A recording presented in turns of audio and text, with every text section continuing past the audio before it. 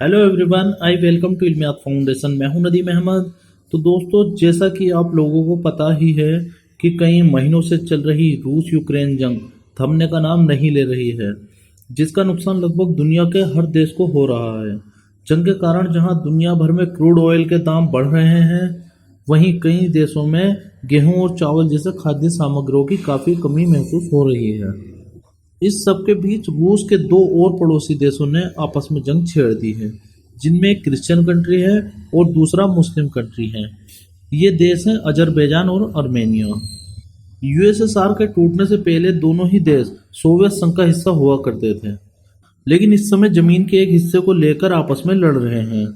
एक रिपोर्ट में आर्मेनिया ने दावा किया है कि उसने अजरबैजान के 50 सैनिकों को मार दिया है, जबकि अजरबैजान ने भी आर्मेनिया की इस रिपोर्ट के बाद दावा किया कि उसने आर्मेनिया के 150 सैनिकों को मार गिराया है। अजरबैजान और आर्मेनिया के बीच ये लड़ाई नागोर्नो काराबाख क्षेत्र को लेकर चल रही है। अगर आप इसकी असली वजह जानना चाहते हैं तो इसको समझने के लिए हमें थोड़ा इतिहास में जाना होगा। सबसे पहले मैं आप लोगों को इन दोनों देशों की ज्योग्राफी के बारे में बताता हूँ। ये दोनों देश कैस्पियन सी और ब्लैक सी के बीच में स्थित हैं। इनकी सीमाएं तुर्की, ईरान और नॉर्थ में रूस से लगती है। आर्मेनिया एक लैंडलॉक्ड कंट्री है। जानकारी के लिए बताता चलूं कि लैंडलॉक्ड कंट्री वो होती है जिनकी सीमा समुद्र से नहीं मिलती, जिसके कारण लैंडलॉक्ड देशों को हमेशा दूसरे देशों पर निर्भर रहना पड़ता है। एग्जाम्पल के तौर पर लें तो नेपाल और भूटान दोनों ही देश ऐसे हैं जिनको समुद्र का एक्सेस नहीं है, जिस वजह से इन दोनों देशों को भारत पर निर्भर रहना पड़ता है। और लैंडलॉक्ड देश होना किसी भी देश की बहुत बड़ी समस्या होती है। तो वापस चलते हैं अपने टॉपिक पर। दोस्तों, जब ये दोनों देश यूएसएसआर का हिस्सा थे, तब इन दोनों देशों के बीच नागोर्नो काराबाख क्षेत्र में मुस्लिम आबादी रहती थी, लेकिन उनकी संख्या भी बहुत कम ही थी। फिर साल 1988 आया। आर्मेनिया के कुछ ईसाई परिवार यहाँ आकर बसने लगे, क्योंकि यहाँ आबादी बहुत कम थी और रिसोर्सेज काफ़ी ज़्यादा थे। इस इलाके में हरे मैदान और पहाड़ मौजूद हैं। ये काफ़ी खूबसूरत इलाका भी है। साल 1988 में जब यहाँ काफ़ी आर्मेनियाई लोग आकर बस गए, तो यहाँ पर आपसी विवाद बढ़ने लगा, जिसके बाद यहाँ आपस में कई लड़ाइयाँ हुई। फिर साल आया 1991। 1991 में यूएसएसआर का फॉल हो जाता है और 15 नए देश दुनिया के नक्शे में शामिल हो जाते हैं। इन्हीं में से ये दोनों देश भी शामिल थे, आर्मेनिया और अजरबैजान। अब यहाँ से शुरू होती है इस लड़ाई की असली वजह। नागोर्नो काराबाख क्षेत्र में वैसे तो आर्मेनियाई लोगों ने कंट्रोल कर रखा था, लेकिन यूएसएसआर के विघटन के बाद इस क्षेत्र को अजरबैजान के एक राज्य के रूप में स्वीकार्यता मिली। इस बात से आर्मेनिया बहुत गुस्सा हुआ और अगले ही साल आर्मेनिया ने अजरबैजान के साथ जंग छेड़ दी।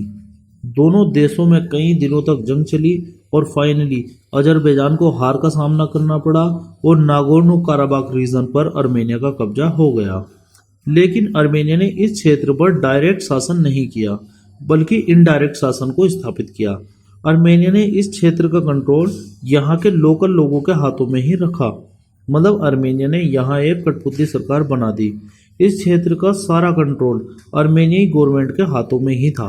ये सब कई सालों तक चलता रहा, लेकिन यहाँ अजरबैजान की एक सबसे बड़ी समस्या अभी बनी हुई थी। अजरबैजान को सिर्फ नागोर्नो काराबाख क्षेत्र की ही समस्या नहीं थी, बल्कि उसका एक और क्षेत्र था और अजरबैजान को अपने उस क्षेत्र में जाने के लिए आर्मेनिया से होकर गुजरना पड़ता था। ये बिल्कुल उसी तरह है जैसे कि 1971 से पहले पाकिस्तान था। वेस्ट पाकिस्तान से ईस्ट पाकिस्तान तक जाने के लिए भारत से होकर गुजरना पड़ता था, लेकिन साल 1971 में भारत ने पाकिस्तान को इस समस्या से भी मुक्त कर दिया। पर अजरबैजान की ये समस्या अभी तक बनी हुई है। पिछले एक दशक में अजरबैजान काफ़ी ताकतवर बन चुका है। इस समय अजरबैजान 10वां सबसे ज़्यादा ताकतवर मुस्लिम देश है। वहीं अजरबैजान की आबादी लगभग 1 करोड़ के करीब है और आर्मेनिया की आबादी लगभग 30 लाख के करीब है। इसके इतर अजरबैजान को कई देशों का ठीक ठाक समर्थन हासिल है, जबकि आर्मेनिया का साथ थोड़ा बहुत रूस देता है। अजरबैजान की सपोर्ट में तुर्की, पाकिस्तान और इजराइल जैसे बड़े देश खड़े हैं। वहीं आर्मेनिया का थोड़ा बहुत साथ इस जंग में ईरान ने दिया है, जबकि अजरबैजान और ईरान दोनों ही शिया मुस्लिम बहुसंख्यक देश हैं। लेकिन ईरान की अजरबैजान से अपने एक प्रांत को लेकर लड़ाई है, जिसके चलते ईरान अर्मेनिया का साथ दे रहा है। अब आपको समझ आ गया होगा कि 90 के दशक में अर्मेनिया ज़्यादा ताकतवर था, लेकिन आज अजरबैजान ज़्यादा ताकतवर बन चुका है। इस ताकत के भरोसे ही अजरबैजान ने साल 2020 में अर्मेनिया के खिलाफ नागोर्नो काराबाख रीजन में जंग छेड़ दी थी। ये वही क्षेत्र है जो साल 1992 में अर्मेनिया ने अजरबैजान से कब्जा लिया था। 2020 में अजरबैजान को दिए गए तुर्किश और इजरायली ड्रोन ने अर्मेनिया को हिला कर रख दिया।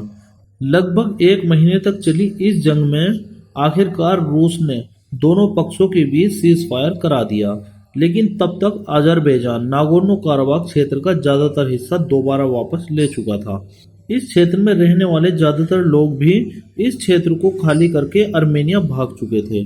सीज फायर के एग्रीमेंट में अजरबैजान ने अपने दूसरे इलाके नक्चीवन तक जाने के लिए भी एक रास्ता मुहैया करा लिया। अब यहाँ अजरबैजान और नक्चीवन को नक्शे में समझते हैं। तो दोस्तों, ये है अजरबैजान और ये है अर्मेनिया, और यहाँ पर है अजरबैजान का दूसरा हिस्सा जिसे नक्चीवन कहा जाता है। ये तुर्की से बॉर्डर साझा करता है।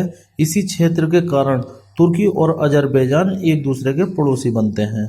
अब अजरबैजान चाहता है कि नक्चीवन किसी तरह मेनलैंड से जुड़ जाए, और इसका एक ही उपाय है कि अजरबैजान को अर्मेनिया की कुछ ज़मीन पर कब्जा करना पड़ेगा, और ये अर्मेनिया के लिए बहुत बड़ा नुकसान होगा। और सबसे बड़ा नुकसान ये होगा कि अर्मेनिया का ईरान से कनेक्शन कट जाएगा, जिसको ईरान भी कभी एक्सेप्ट नहीं करेगा। फिलहाल रूस यूक्रेन के साथ उलझा हुआ है। इसी का फ़ायदा उठाकर अजरबैजान अर्मेनिया से वॉर करने के लिए उत्सुक नज़र आ रहा है। इस समय अर्मेनिया अजरबैजान बॉर्डर पर टेंशन बनी हुई है। देखते हैं आगे ये युद्ध में बदलती है या फिर ये मुद्दा शांत हो जाता है। वैसे जब तक इसका कोई परमानेंट सॉल्यूशन ना हो जाए, तब तक ये एक ज्वालामुखी की तरह सुलगता रहेगा और ये मुद्दा शांत नहीं होगा।